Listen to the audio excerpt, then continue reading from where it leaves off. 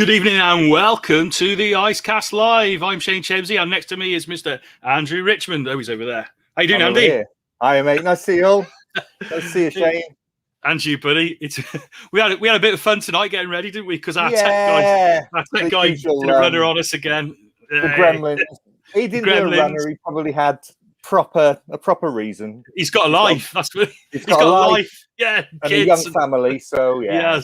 Yes. So we forgive you, Sam. We forgive you. Always. So me and Andy are making do tonight. But it's going to be a great show, isn't it, mate? Do you want to tell the viewers a little bit about who we've got coming on? So tonight we've got, from the 77 comic, we've got a new title which we launched last week on KickStarter called BLAZER. It's created by Steve MacManus, the original Mighty One, the greatest Mighty One. And tonight we've got a 2000 AD artist, a superb creator called Dan Cornwell. We've got Pete Weston, who's a BAFTA winner. Obviously, we've got Steve MacManus, the Mighty One, and Ben from the 77. Yeah, and also myself, because I've got my little my finger in this little pie as well. So I've got a comic strip in there, and also I've created the retro feel for it as well. Which we'll have a look at. Very close to my heart. Yeah, it's a very nice looking book, actually, mate.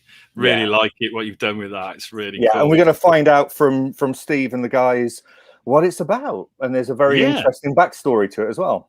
There is actually. I can't wait to hear more about it. It's the first title that Steve MacManus has done since, shall we say, Crisis or the Judge Dredd magazine in the early 90s. I'm sure they'll correct me when they get on. But that's what they're for. Right. Can't wait, man. Okay, let's play the intro. No further ado. Woo! Let's go. Woo!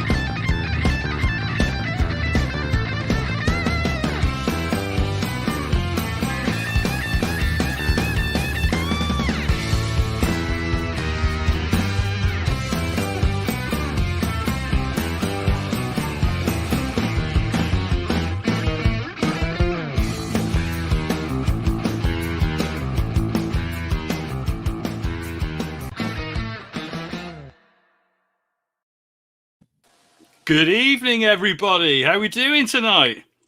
All good. Look at that. Hey! we've got the Irish contingent. Yeah. He's been a bit shy. He's been a bit shy there. A bit shy.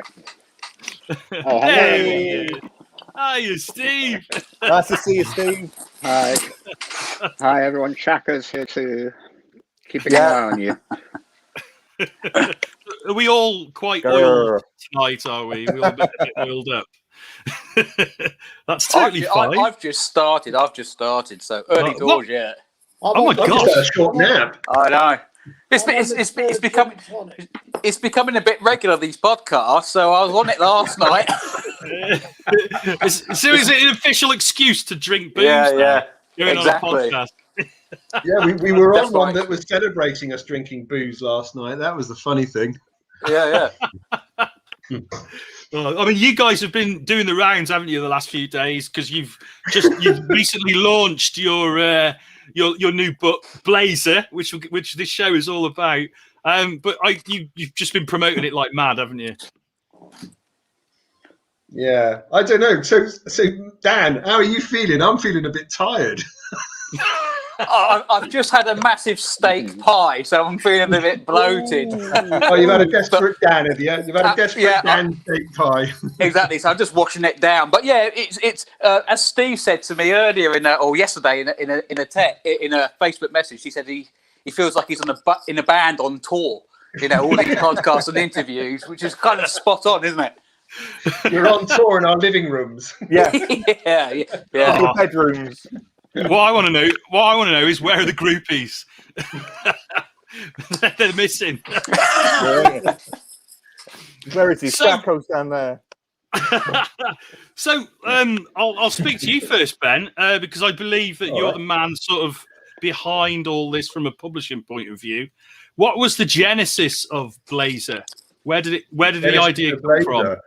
Well, it's getting well told, this story, but I was traveling at 30,000 feet as one does on one's private jumbo jet going to the West Indies. Now I was on a flight with my just newly married wife, and we were on honeymoon, and I'd packed away a copy of the recently released BLAZER, and I was just laughing so hard that I thought, when I get back to Blighty, I'm going to have to contact Steve and see what we can do about, actually maybe doing something with this. And that was the summer before, or the year before, the 77 came out. And in the first issue of that, we had one of those stories. So that's what happened.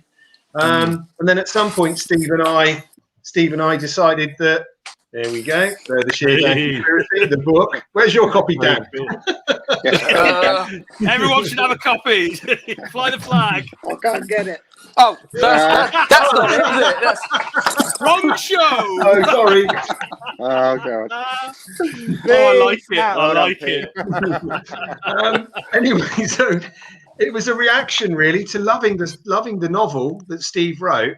And in the back of it, Dan will tell you as well, and so will Peter, and so will Andrew, there's a bunch of scripts, and it just seemed to be a comic crying out to be made, and that is really the long and short of it. That is it. Yeah And you got a lot of cool people involved as well. I mean, obviously you've got these guys here. I'll just do a quick intro. We've got Dan Cornwell, best known for Rock of the Reds. You can't forget that. This week's 2000 AD cover, and Dan, I've just seen it today. What an incredible cover, mate! Those buildings, that shot is iconic already, mate. That a 5-point perspective. What was I thinking of? Really crazy. You're wrong. Gorgeous cover. It's a gorgeous cover, mate. It really is. Cheers. Fabulous. Gorgeous. Fabulous. And of course, hopefully not the last. Oh, well, I'm sure not. Who and knows? of course, legendary, the legend himself, Mr. Steve MacManus, the greatest of all Thargs. We bow down. And then, so all of these stories are yours, aren't they, Steve? They've all originated from yourself. Yes, thank you. Yes, they did. From some, because I kind of I was in the Cursed Earth for 30 years, so I must have gestated these stories whilst absorbing all this atomic radiation. So yeah, they're mine. Yeah. Atomic radiation, otherwise known as red wine. How did you guess? Oh, well, something a little birdie told me. And Pete, you came on board really early on as well, didn't you, as an artist? Yeah, it's kind of slightly sort of sideways sort of coming in, because there's a guy you probably all know called Paul Trimble. We know Paul. And he set up Battle Fans Facebook page. And he'd invite me on it, obviously because my dad works on Battle Picture Weekly, and I kind of set the foxes amongst the chickens on the very first day, because I upset John Wagner. I got a story utterly wrong about John telling my dad, "You got to up your game, mate." And John came back very swiftly and said, "I would never have said that." Oh dear. The caliber of my question. Anyway, Steve got in touch with me privately, and he fairly early on mentioned, would you be up for a 4-page script, doing a comic? I said, well, in the style of your dad. And I said, oh, God, I could never get near my dad's standards, but I'd be up for it, yeah. Give it a go. And didn't know what it was. I hadn't met or spoken to Ben, but we kept going, and a few weeks or months went by, and then it started to become much more of a reality. Mm-hmm. And what was the story that you're illustrating in the book called? Slightly, Ben, perhaps you should sort of talk about that. Well, the funny thing is that we'd already published, as I said, one of the strips, the Tinkling Triangles, the tale of the sonorous singing family who go to the planet Hades, and it's a right romp. And it was in issue 1, the launch issue of the 77, illustrated by our editor Brendan Wright, and then Steve was really kind and said, well, yeah, you can carry on this thing. You can have another strip, the second one, which is called The Collector. And that was illustrated by Charlie Gillespie. And that was in between the time of both myself and him realizing that actually we wanted to produce BLAZER. So funnily enough, Steve actually had to write another script, another story to put into the comic. He wanted to have an original format comic. And that comic is the strip that Peter so kindly asked me to introduce. But actually, I'm going to let Steve introduce it, as it's his creation. So maybe Steve can tell us a little bit about the new strip in the comic. Go for it, Steve. Oh yeah, tell us a little bit about it. Thank you. Well, what we were creating, well, certainly in the Sheer Glam Conspiracy, is an anthology. In the 70s, so you have to have your war story, you have to have your sports story, you have to have your kind of magnum PI story, like Dredger in action. I realized that I'd kind of run out of genres, so for Peter I had to make up this kind of more like a Vatican mystery about a ring, and just kind of hope it took off. And Peter done some great artwork on it. And out of it actually came the notion of our sub-editor, Domenica Totti. She kind of grew out of the script, or she grew to it one way or the other. So just to kind of like make this point, I see BLAZER as what would have happened after Action, had Action kept going and not been banned. I think BLAZER would have been the next kind of anthology, but slightly tweaked, so it could have a female staff and a girl hero as well, so it became less kind of boys orientated. And what we've got actually, as people to buy it, is precisely that. And as Andrew says, he's giving it this great retro action feel, and I can't wait to see it printed. Yeah. I mean, it looks beautiful. I mean, this is beautiful artwork we're seeing here. Is this whose artwork is this? Well, this is Dominica's ring, which is new. It didn't appear in Sheer Glam Conspiracy. Right. This is the new story that Steve created. Oh, it's gorgeous stuff. Really nice. And I didn't realise I nabbed the only colour in the comic. Oh, really? Well, we can't afford for every page to be colour, Shane. Honestly, you know, this is 1973. You know, come on. Well, it is expensive, isn't it? Colour printing. So, oh wow! So every other story is black and white. Then that's interesting. Oh, I love this. This is the back cover. I think this is staying as the back cover, Andy. Is it? It is. Yeah, absolutely. Yeah. So I'm asking. So.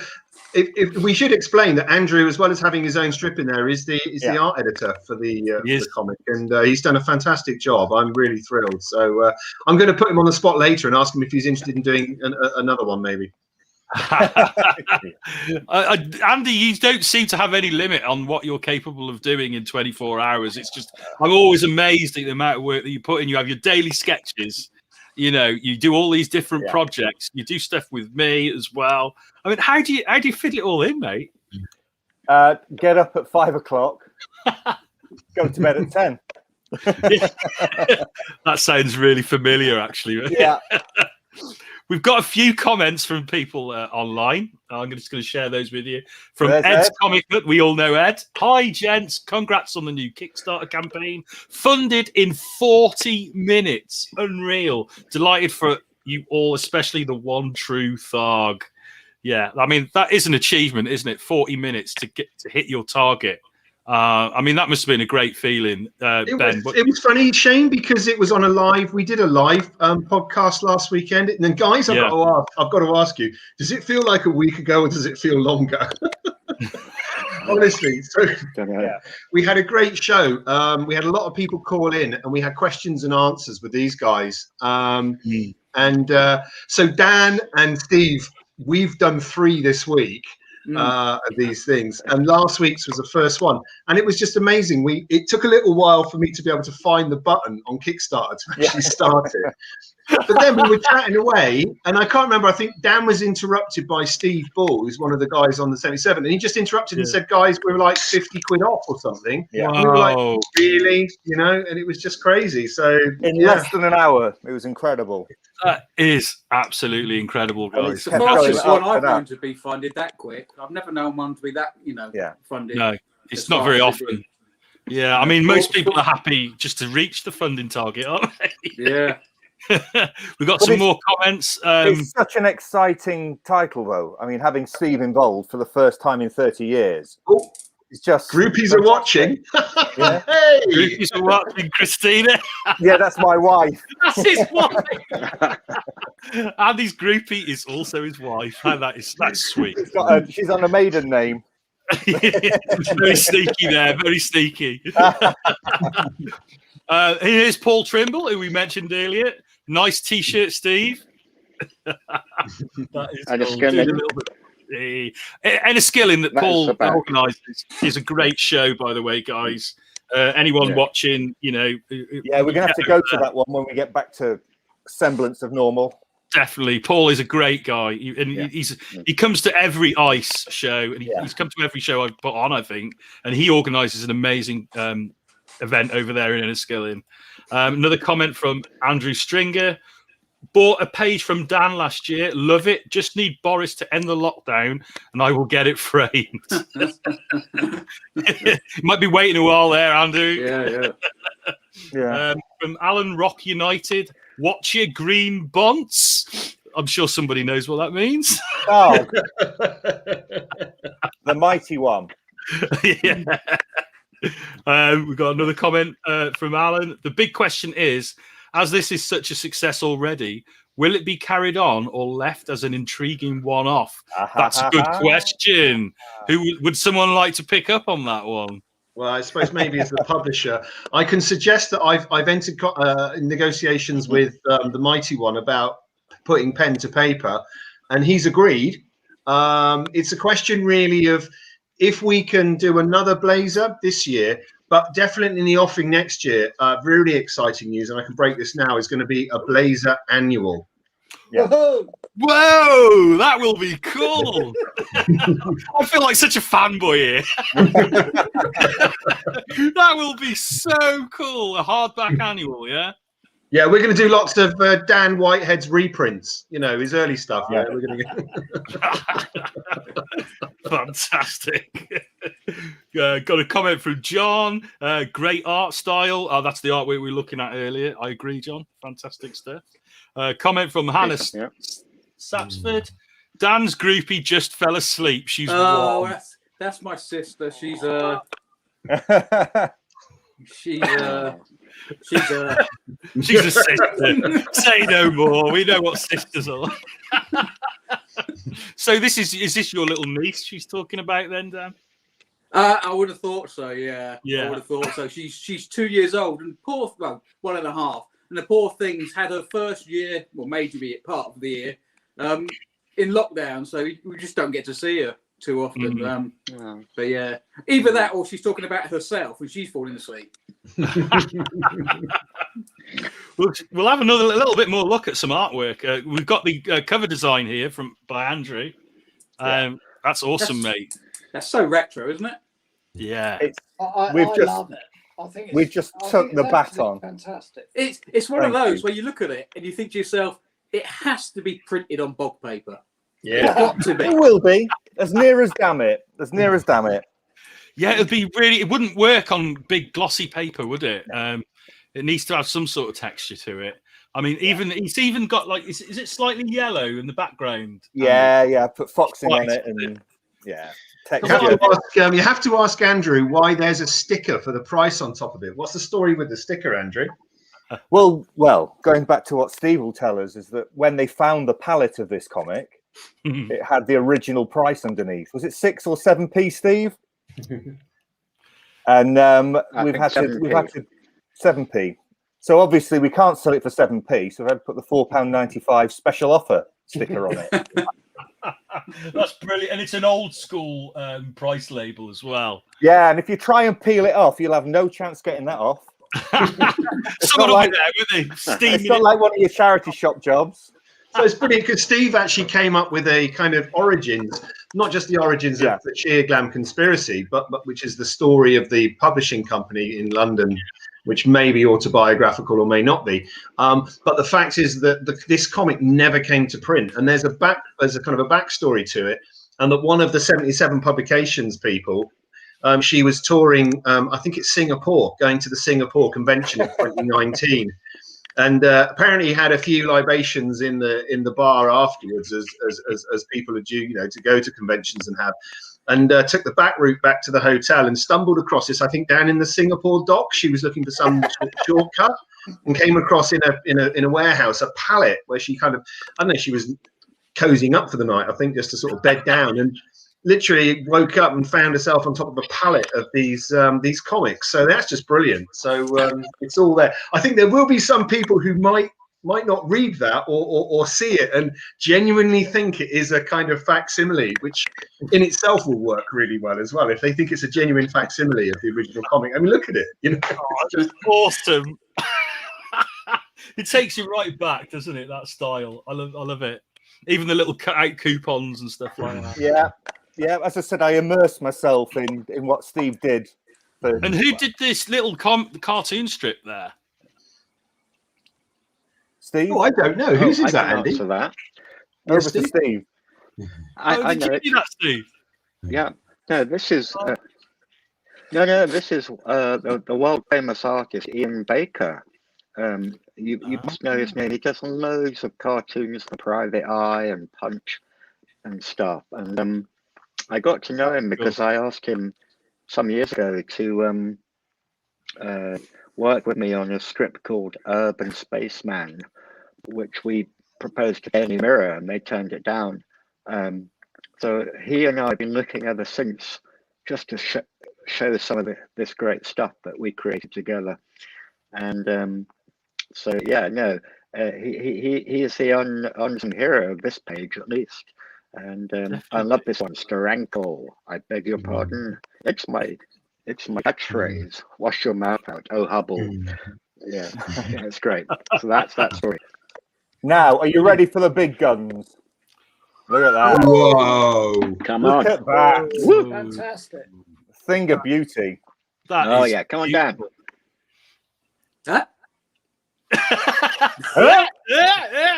We've got another comment for Dan here before we talk about this. Heads up, Dan is more famous for being related to the legend that is Robin Cornwell. They're all on, aren't they? They're all on.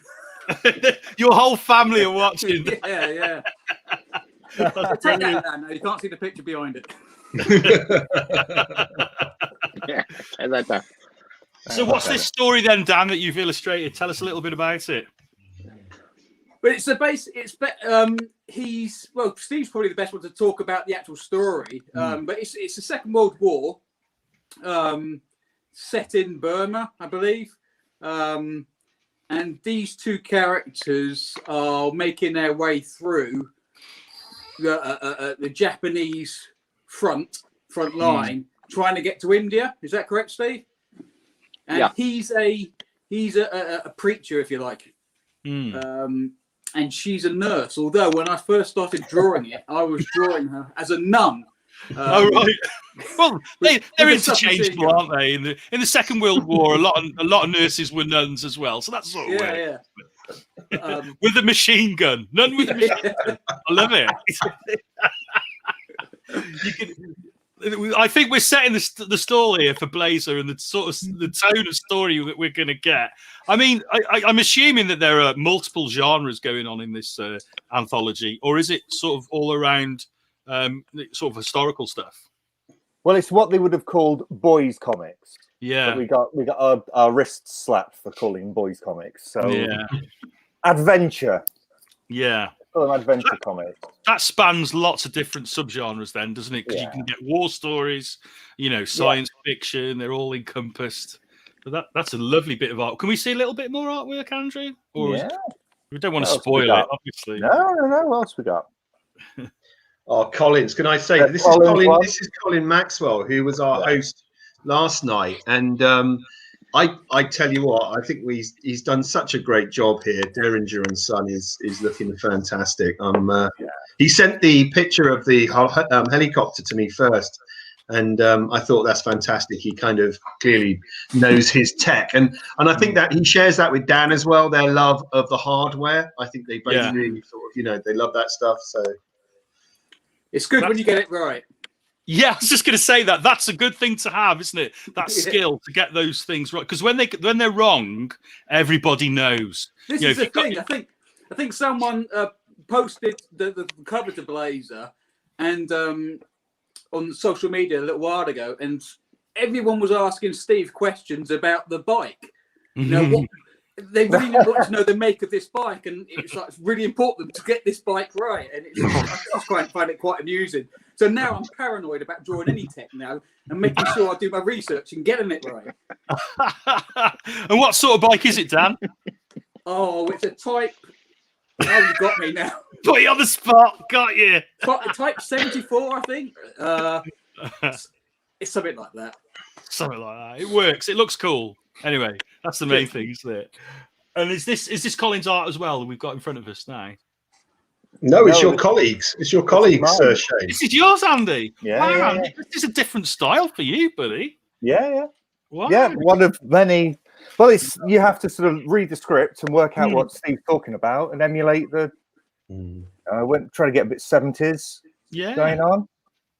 Yeah, it's definitely got that vibe about it.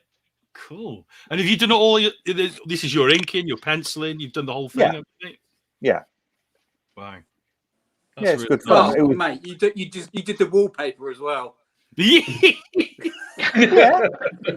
Google 70s wallpaper into Photoshop. Google's a wonderful thing, isn't it?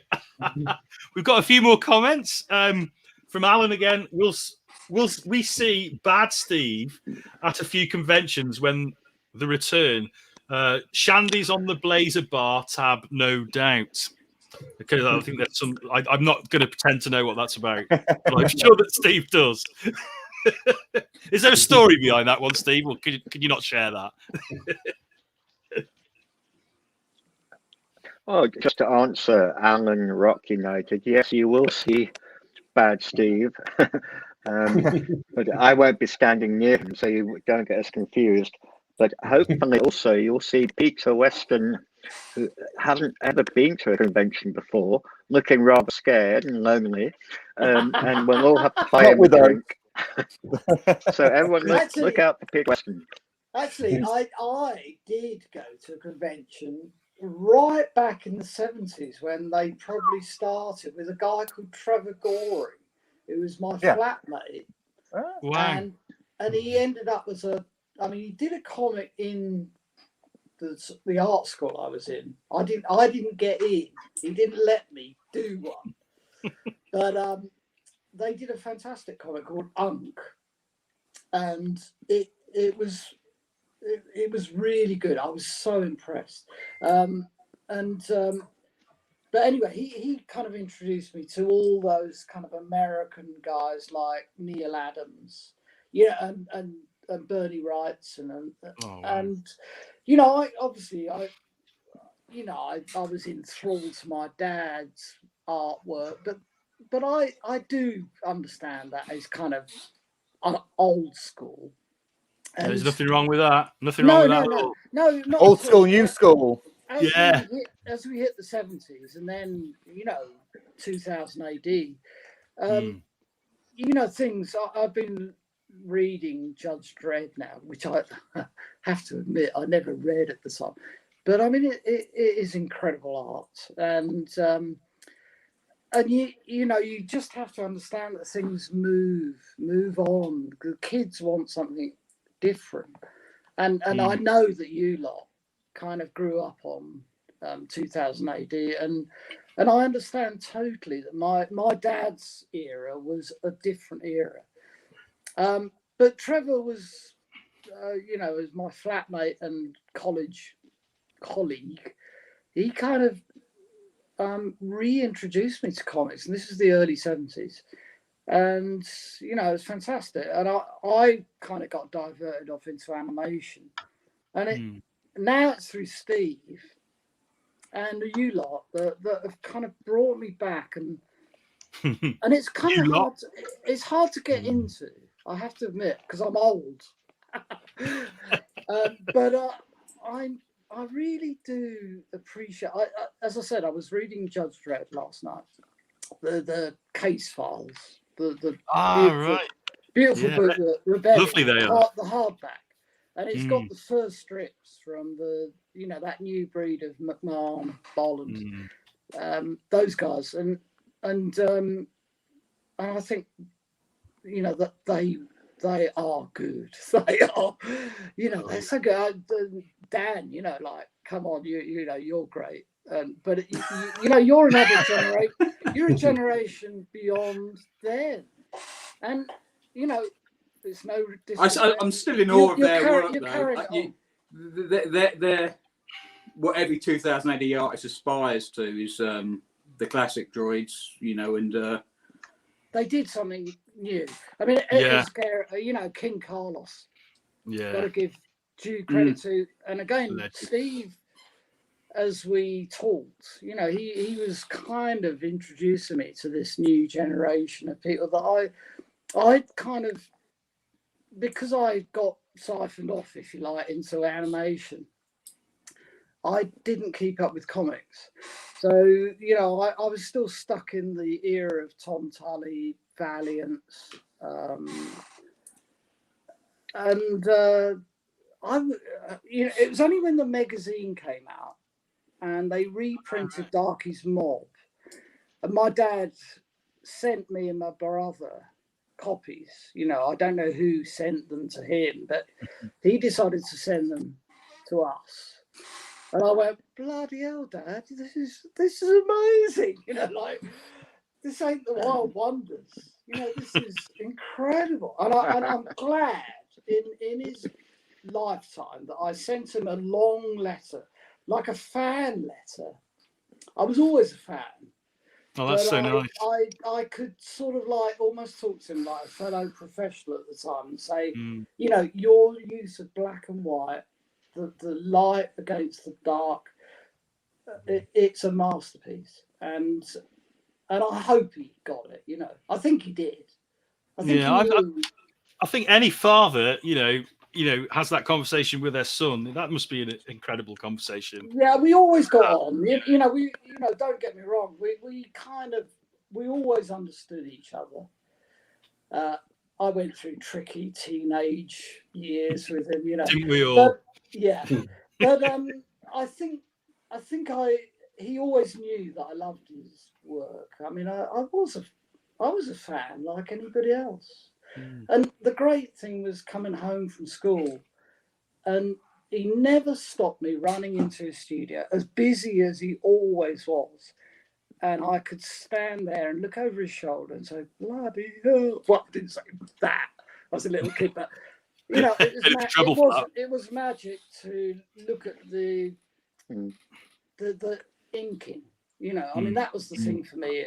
The penciling was, he kept that quite rough, but he had this ability to get the brush and just do these thick and thin lines, and it certainly influenced me, you know. I mean, inking's where the magic happens a lot of the time, isn't it? Yeah, I mean, I'm sure the artists, you know, the other artists in the chat will agree, you know, that, you know, the penciling's sort of the discipline part, and then the inking is where you can flourish and have a little bit of fun. I mean, I always whenever I've bought original artwork, one of the things I used to do is study the inking line of whatever artist page I had in my hand, and always in my mind wondered how they got it so. I've got a page of Paul Marshall's artwork, and he's got very clean, crisp lines. And I do all it. And I just associated it with the tool. Well, he must have a good tool. It can't be just, you know, the steadiness of the hand, but it is. It's just a steadiness of the hand. And then you generally find out most artists use a brush. You know, they get these very thin lines with just a brush. And I think I was reading about Wally Wood or one of those mad artists. Who, I mean, they didn't cut corners. They bought great sable brushes, which were very expensive, and as soon as it wore out, they would change it because you know, he said, I need the snap in the brush, and you can't underestimate it. It's part of brain hand coordination, but it's also the tool that you use. And I could see that with my dad, that he was using these very nice sable brushes. I didn't understand what sable was, but you could. Where's the camera? Started using these pens because I got tired of the effort that went involved with washing brushes out, and the amount of times I spilt pots of ink on a brand new carpet.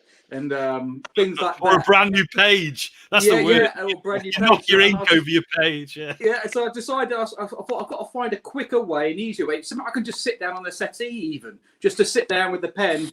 And so I started using brush pens more than I do brush and ink. And this isn't even actually a brush. This is a fiber tip. Oh right. And it's really springy. So you get the spring back, as you were saying, Pete, that from a brush.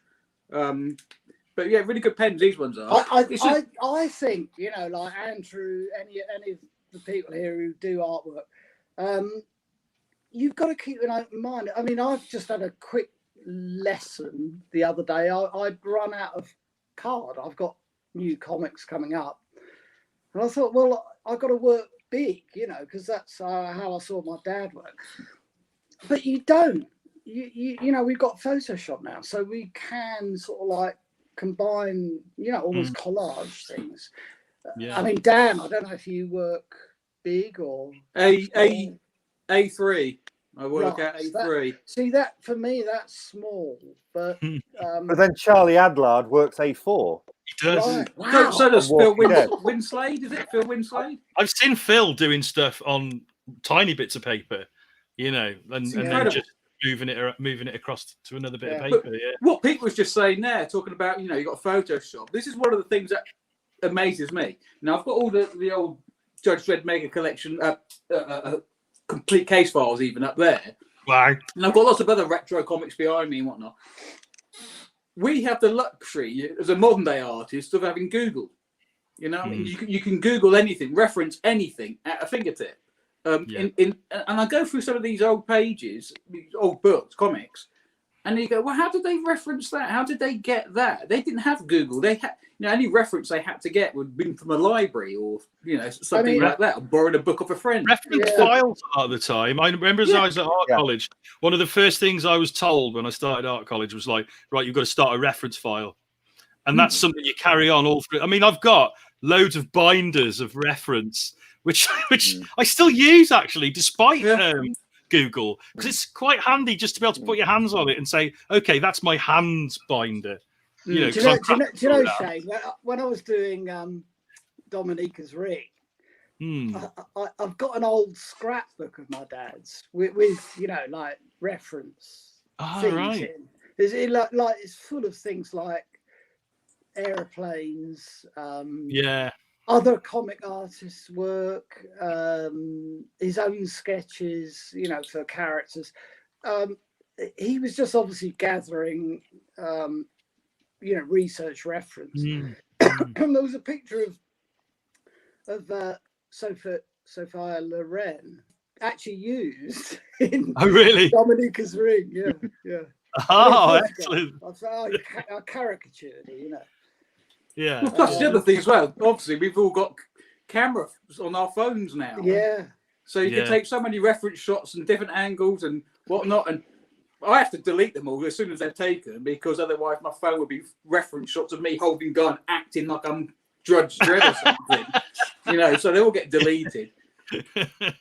We've got a few more comments, guys. I'm just going to share them with you.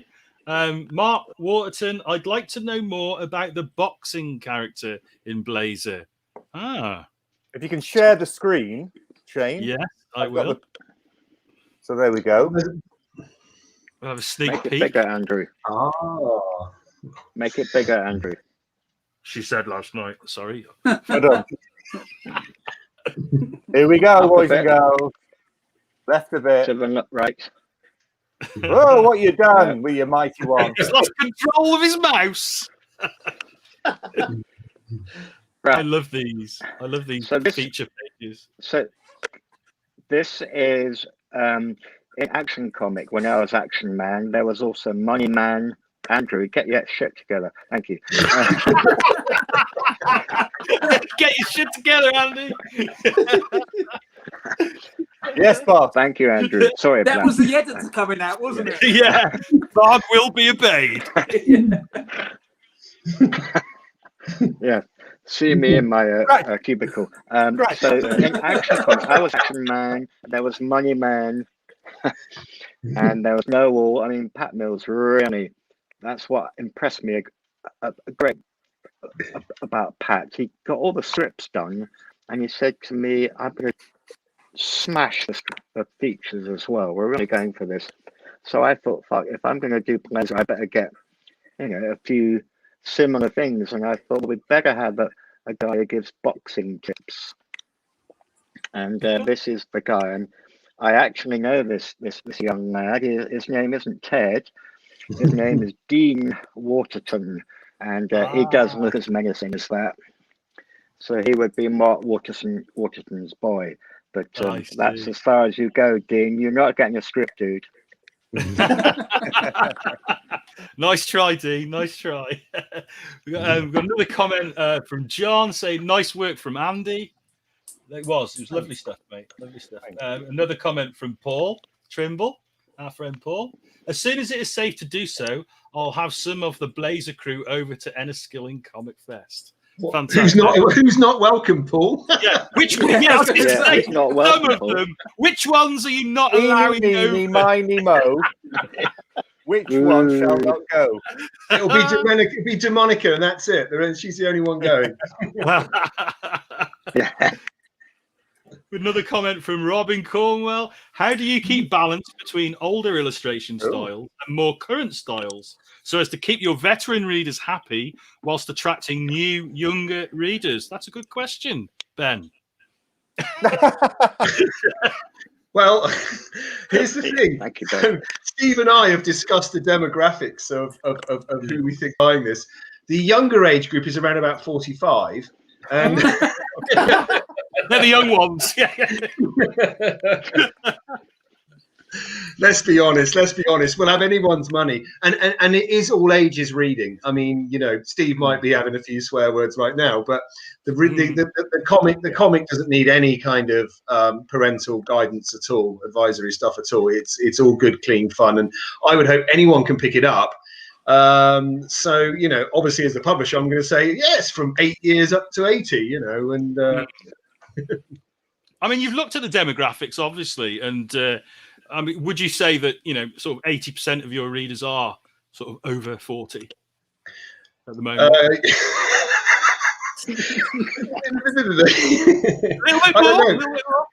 I don't know. I mean, I look at Andy, I look at you three at the top there, and I'm thinking you're probably all young guys. But the way that Dan was talking the other night, I'm thinking Dan's probably 43, 44, because you were talking about buying stuff. Well, you're very well preserved, Dan. That's all I'm saying. So young. How do they do it? It's a Monkey glands. Monkey glands. Monkey glands. That's it. I think I saw Steve Bull's daughter, perhaps. She picked up on one of Andy Sawyer's pictures that he'd sent to the family because she loves Transformers. So there are some young ones. Oh yeah, definitely. But the thing is, it is a homage to the 70s comic, though, isn't it? Basically. Yeah. So, Yeah. Oh well, BLAZER is, yeah. Mm. But And the thing is, it's an 70s opportunity as well to introduce those new, those older styles and those aesthetics to a younger audience who might have missed them first time round. Isn't that what Rebellion are doing anyway? I mean, they own the treasury, which is British comics now, pretty much. Yeah. But those reprints are incredibly popular. And when you read the comments from people and read the reviews, I think a lot of people are responding to them that weren't their first time round. And a good story is a good story, whatever story, whatever era it's set in. So you've got to attract the younger readers because we're all getting older, and when we all go, there's got to be something there to entice people in. So we've got to. That's why 2018 are doing the Regen as well, the Regen editions, and they've got to. As much as some people don't like, them trying to attract a different audience and think maybe they're ignoring their core audience, they've got to attract younger audience because that's the future of the comic. When we're in our 70s or 80s, we'll hopefully still be here and reading it, but there won't be many of us here reading it. So they've got to get some sort of something out there for the younger readers to get their teeth into. But don't forget, when we get back to cons, I mean, cons are just full of young people. Yeah. Absolutely. There's such an interest in popular culture. Maybe not comics per se, but once they walk past our stall, once they walk past the BLAZER stall, they're like, "Wow, what is this cool thing?" Has anyone done the Oldham Comic Con? Oldham. Oh, Oldham's great. Dennis Whittle. Because it's a free entry. The amount of I remember because we was going to release. I think Rock was late or something like that. I can't remember, but I remember I sent John an email afterwards saying we really should do it again next time when we have the book, because the amount, hundreds of children walking past the table, all showing an interest. The thing is, because kids, my gripe is with comics is some of the ones like 2000 aren't in your local shop as much, because local shops have been taken over by Tesco's and the co-ops and whatnot. They don't supply the kind of comics we make, if you like. Whereas in the old days, it did. Your local shop had lots of comics, whereas nowadays they don't. Yeah, both my sons are interested in all sorts of modern things because they're in their early 20s. And just to say, in terms of the retro stuff, their preferred music is on vinyl. Yeah. They buy into that thing and they know it's a bit cool, but actually they prefer holding that blooming thing. And I do have an issue with the digital world insofar as I think comics in their very essence are meant to be something you pick up and you turn the pages and you study close and put back again and read and pick it up. You don't do that with your phone, do you? With a Yeah, it's a very tactile experience, isn't it? For me as well, reading a comic, the smell of the pages, the feel of the pages. Andrew has researched. You've got the original, the smell, haven't you, of a 70s comic, Andrew? I think you're working that out, yeah? Hold on. we're having it specially impregnated on the paper. So the DNA. I've got a copy of a Prog 1 and wiped it over it.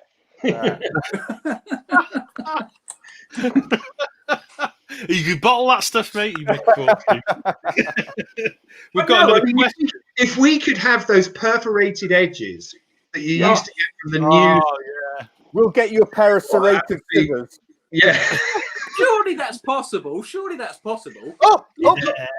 Well, I reckon Andy can put a picture of it on the front. Yeah, we can do all that. I mean, isn't it ironic, Ben? You were saying that you did go with your printer asking if we could have the newsprint.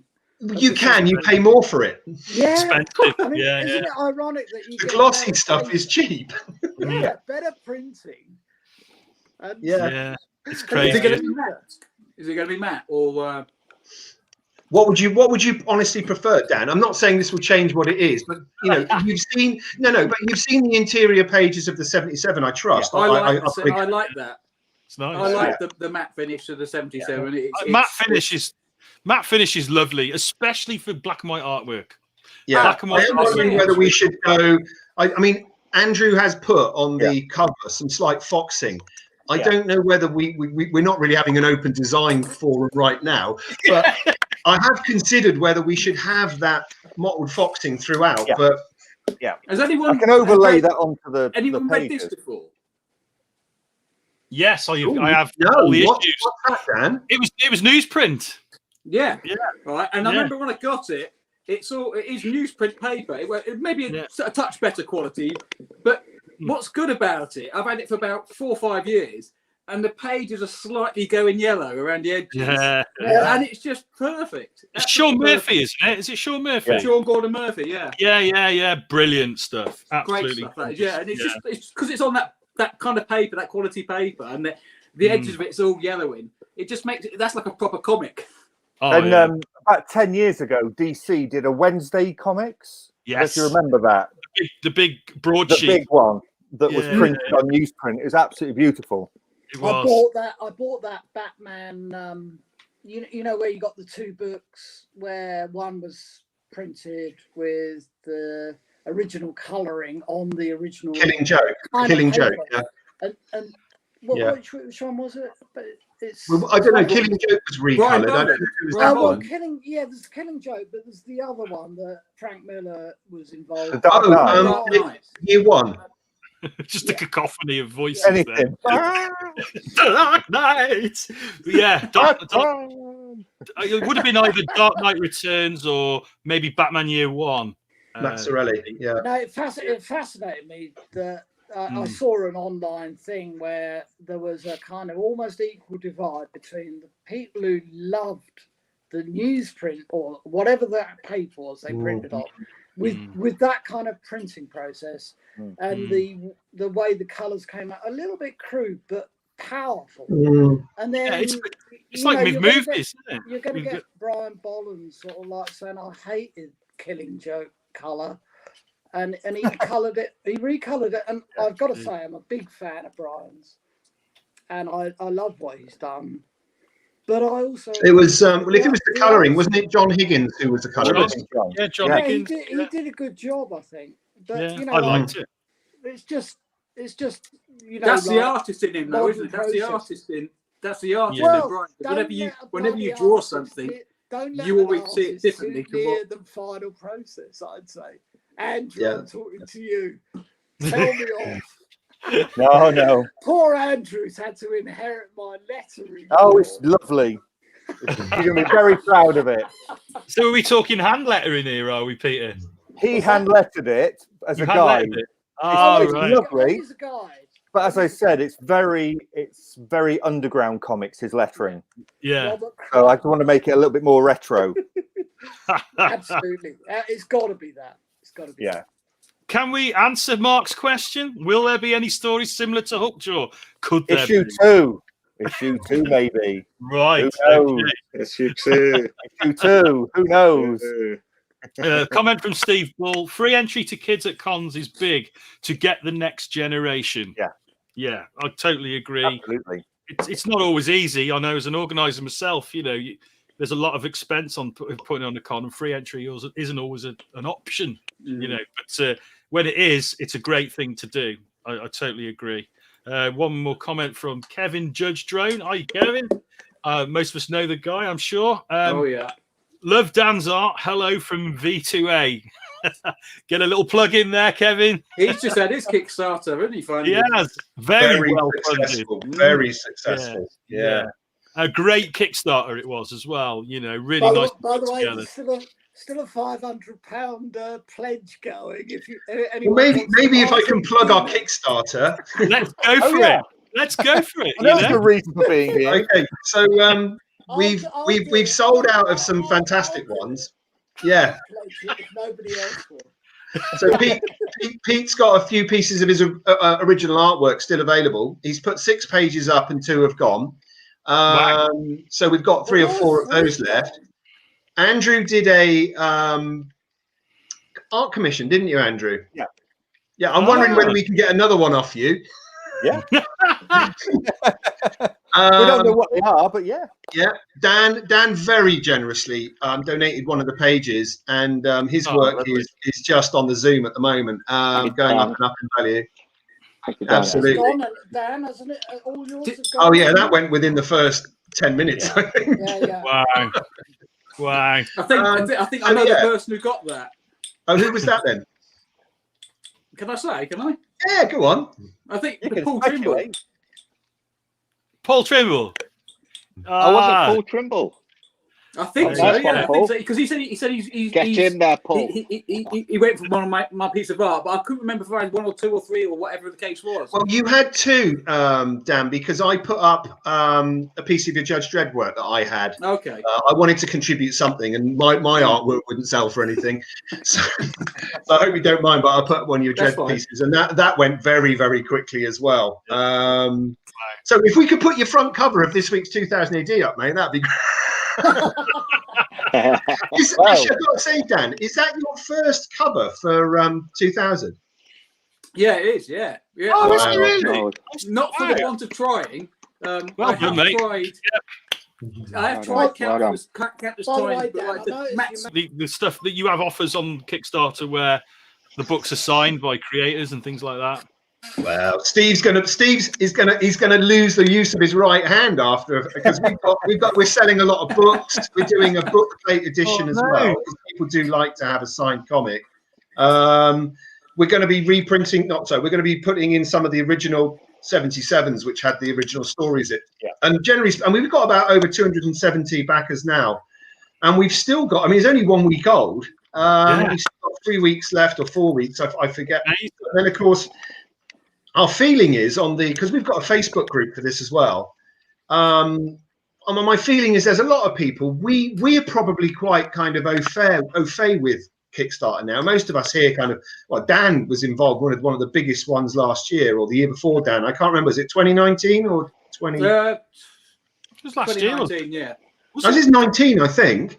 Wow, and that was enormous for Rock the God, and achieved its target. But there's a lot of people who don't know much about Kickstarter and what's involved and is there a risk. And so I'm not expecting everyone to sort of rush out and go, oh, I'm going to sink all my hard-earned money into a Kickstarter. But anyway, we've passed our target, so it's guaranteed now. But we're thinking that there will be a lot of people taking it up. And our distributors, we use Get My Comics or Comic Toolbox, Adrian Clark and his brother Greg. Shout out to those guys. Yeah. Oh, fantastic guys. So they've got a deal with Wow Comics, so around Sale in the Northwest. We've got Forbidden Planet International, but obviously all these shops that we've worked so hard to have connections with, they're having a hard time at the moment. And my heart goes out to any business owner, but particularly comic shop owners. I think they've been doubly stung because comics are like fresh produce. They go off in there's always another title coming out, etc., and they're holding stock. So, I mean, that's one of the reasons I heard that Pat Mills held back with Space Warp because he understood about the notion of trying to launch a brand new title. Well, the background for BLAZER is with the 77, and we just made a decision. And as Dan knows as well, and Steve, we were looking to launch at conventions and do the convention tour, and we would have been thrilled with that. And obviously, we've had to refocus and look at digital. But I think the proof of the pudding is if you look at all the British comics which are breaking at the moment, it's really there's an audience for it. And I'm anyone who's been able to create anything over the last year or so should be so proud of themselves. And I am as a colleague. I think it's been such a unsettling time and it's so difficult. But I think it does help that people have got something to read and to look forward to, and kickstarting and stuff kind of gives people something to get involved in. So, I'm just hopeful that maybe people will continue. I would go as far as to say that Kickstarters have really reignited the British comic market because it became quite explained. And I know there are publishers out there, but they're very few and far between. And for people to be able to get funding through a Kickstarter to bring their comics to the shelves, if you like, it's opened up reignited the British market. Yeah, it's given a lot of people opportunity. It's given readers the opportunity to still get their comics, even though they can't get to the comic shop, you know? And it's just, like you say, it's reignited things. I've got one comment here from Robin. That 2000 AD cover is my 41st birthday present. So it looks like it's been claimed. Or are they just... Yeah, he's wishing. He's wishing he'd be lucky if he gets a pint. Look, he gets the card. Yeah, just sign a card, Dan. That's all you need to do. Sign a card. Exactly. I just like, you get your birthday card. I'll do a little sketch. There you go. Or is he your brother, Dan? Some might say. Oh, I see. He's one of them. No, yeah, he is. Of course he is. Yeah, he's my younger brother. Great. Cheeky bugger. That's actually got some of my original artwork. Okay, we started a family feud. Steve, here we go. he's already got some of my original artwork anyway. Yes, Steve. Could I, if Andrew is still talking to me, hello, always. Always. When not now, but when you end this, is there any chance we could end on the video that Dom Tom has put up on Instagram, promoting BLAZER? Do you have that, Andrew, in your I don't files? I may be able to find it if it's online. Is it online? I can try and send Andrew a link in the meanwhile. Yeah, because it would be a great end to this. It's actually on the Kickstarter page. Yeah. It's on the Kickstarter. Yeah. Okay, bear with me, guys. Find that. Shane's on it. Bear with me, guys. We have had our hour. We've had our good hour. Look amongst yourself for a second, and I'll try and get. Wow, that was an hour already. Wow. Yeah. That was like yesterday, wasn't it? Yesterday we was at it for 2 hours. Wow. I think we broke their streaming. The internet. Break the internet, yeah. Right, I'm going to see if I can find it for you guys. Just talk amongst yourselves for a minute. So what we got planned for the weekend? I'm having a break. I'm getting a rest. so if you can go out anywhere. Aren't you going away, Ben, somewhere? Not this weekend. Maybe going to. I think I'm going to Skegness in Easter at a caravan park. That's as exciting as I'm going. Are we free by Easter? I thought we're still on We're launching actually at Easter. We're launching at Easter, Andy. It's the 7th of April. Get your shit together, Richmond. Yeah, it's all good. No. I mean, I expect you to be out there hand delivering issues. You know, like around Bath, environs of the West Country. Yeah. Actually, Robert, when my brother was commenting on there, he was with me the first time I started collecting 2000 AD. Because he used to come with me on a paper round, and I'd be going around on the BMX doing this paper round, and he would be on a go-kart. Do you remember those little pedals go-karts? And we'd be going around shouting different papers, and that's when I first started reading 2000 AD. Can you guys see the screen? Yeah. Let's see if I can get this to work. Well, that's the trailer. I think Steve was talking about the other one. Okay. Scroll down. Is this just, it's further down. So that's all good. Look, that's all good stuff. It is. Keep going. Nice. Keep going. Great artwork by Andrew. Ooh. You really got it together, innit? Look at that handsome chap. That's me. Keep going. Oh, maybe a hint of a sticker. Keep going. That looks familiar. T-shirt. That's a cool T-shirt. Yes. Oh, that's nice. Oh, nice artwork. Here we go. This is my bit. That's at play. See if it's going to work. No, I don't know if it's going to have audio. The audio won't sync up, I'm afraid. Yeah, I don't think you will get audio, but we'll probably get video. Let's have a go. And we can talk over it. Oh, there she is.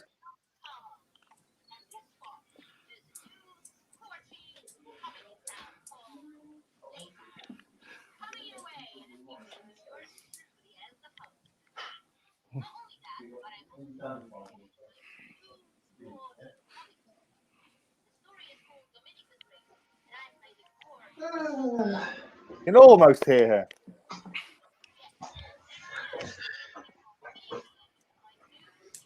So this is a re-Gene Steve MacManus, to be honest with you. And she's the assistant editor, kind of, you know, doing what Steve's role used to be. So you're saying that is Steve? You look great in drag, Steve. Yeah. Takes the tash off. Gets a Mick Jagger wig. Dom has gone blonde, by the way.